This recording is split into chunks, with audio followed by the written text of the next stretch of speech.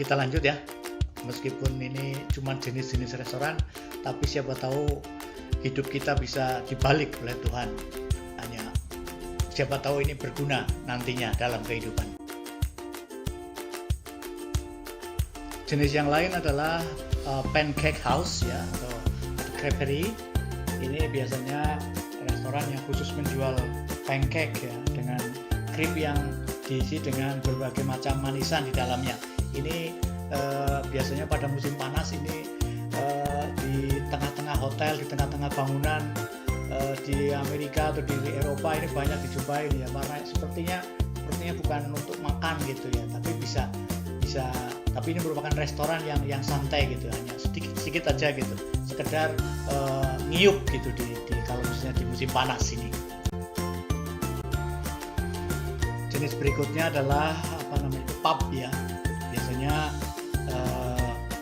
tempat hiburan ini umumnya mendapat izin untuk menjual bir dan minuman alkohol lainnya.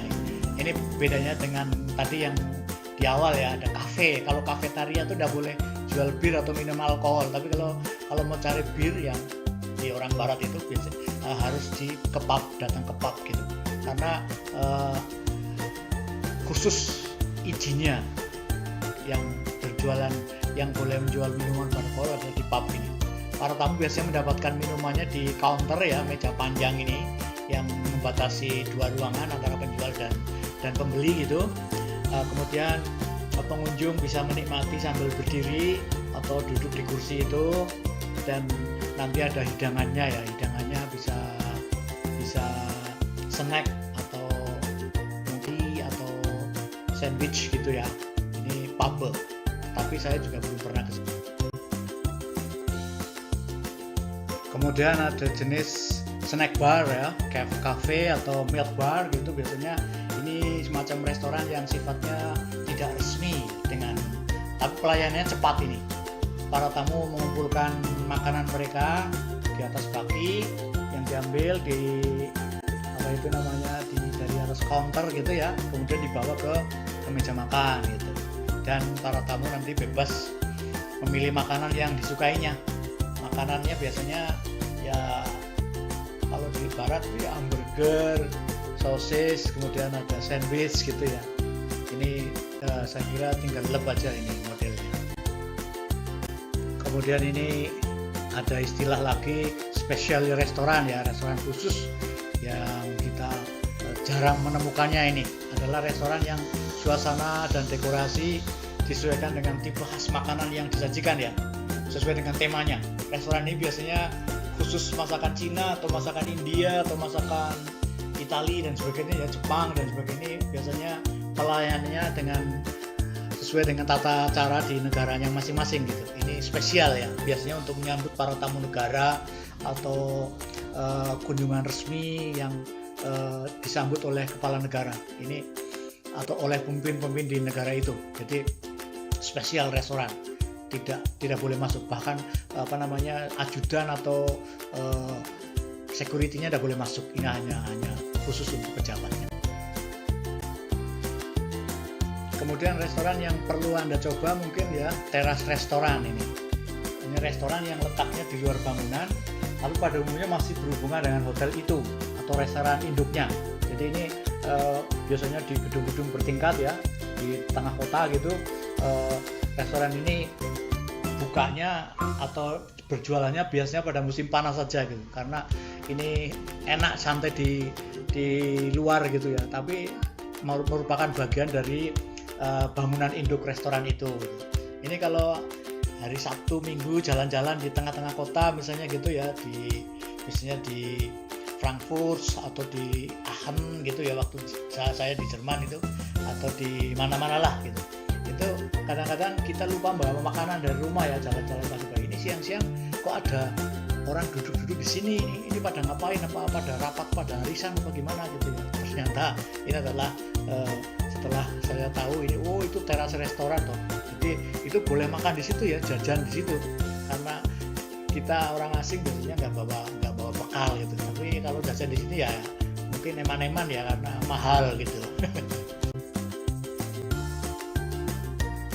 Satu lagi restoran yang untuk orang-orang hebat ya, orang-orang yang pergaulannya luas, pengalamannya banyak dalam bidang makanan. Karena restoran ini harganya mahal-mahal ini, megah ini. Biasanya orang-orang yang suka kuliner ya bisa makan yang mahal-mahal gitu, tapi bukan untuk kenyang-kenyangan juga. Kalau makan di sini ya, saya kira kalau makanan mahal itu kenyang ya. Kalau kita makannya banyak tapi cuman ketela, rebus gitu ya, tetap cepet lapar ya. Tapi ini makanannya mahal-mahal, khusus untuk orang-orang yang suka kuliner. Ini biasanya datangnya ke gourmet restoran. Ini bukan sembarangan ya, karena megah dan mahal, orang-orang yang kaya dengan uang berlebih. Kalau family tipe restoran ini, restoran family restoran ya, ini saya kira Anda sudah pernah datang ya. Biasanya sederhana restorannya, menghidangkan makanan minuman yang harganya tidak mahal. Ini biasanya disediakan untuk tamu-tamu keluarga atau rombongan ya. Kalau Anda misalnya pas mau wisuda gitu, rombongan keluarga datang ke Jogja gitu, Anda bisa datang ke family restoran. Sekarang udah banyak yang bermunculan ya, yang murah dan meriah gitu, untuk rombongan. Jadi tidak apa-apa, nanti semuanya dibawa ke sini, bisa dengan lesehan atau bisa dengan meja. Ini saya kira Anda sudah tidak asing lagi tentang family restoran ini. Kemudian ada main dining room ya, dengan restoran yang ada ruang makan utama yang biasanya ada di hotel-hotel besar ya, berkelas ini. Biasanya penyajiannya, makannya modelnya resmi gitu, pelan-pelan tapi pasti gitu, dengan terikat oleh suatu peraturan yang ketat gitu. Biasanya servisnya menggunakan pelayanan model Prancis atau Rusia ya. Ini tamu-tamu yang hadir juga berpakaian resmi atau formal ya.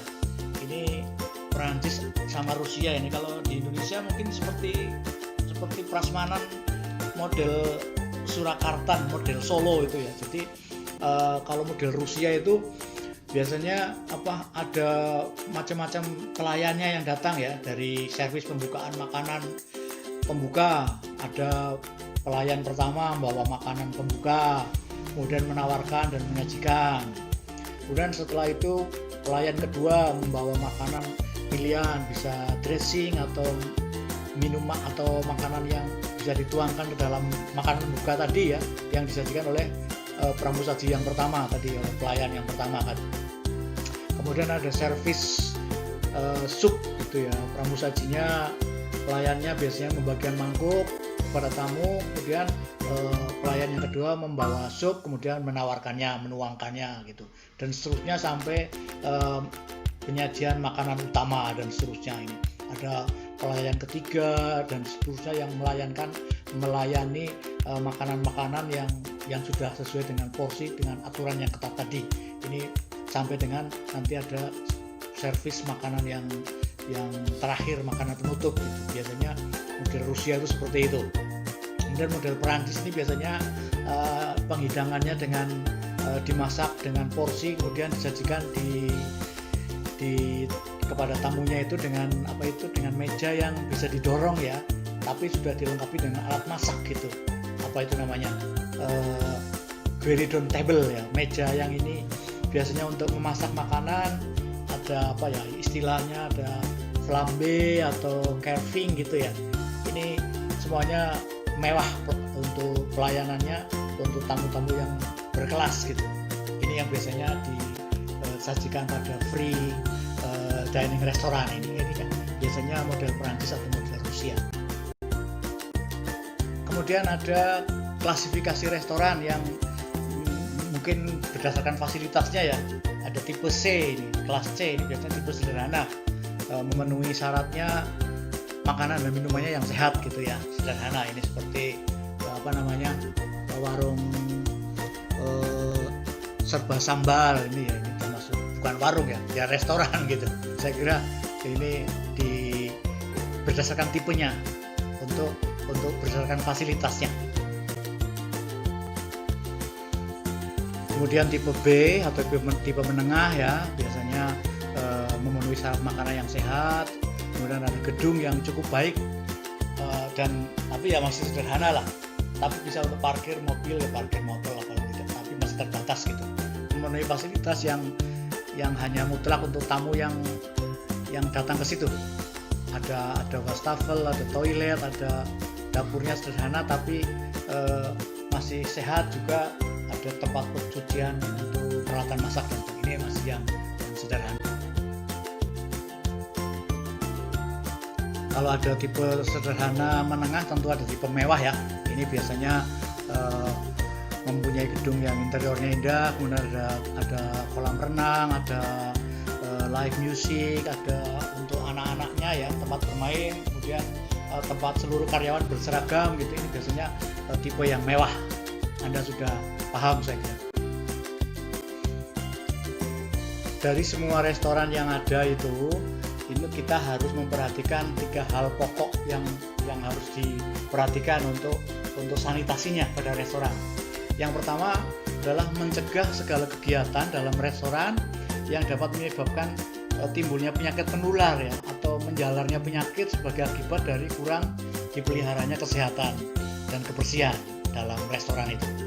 Yang kedua, mencegah segala kegiatan dalam restoran yang dapat mengakibatkan penyakit akibat kerja.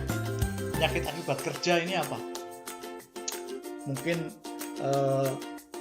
apa ya, misalnya semacam stres gitu ya.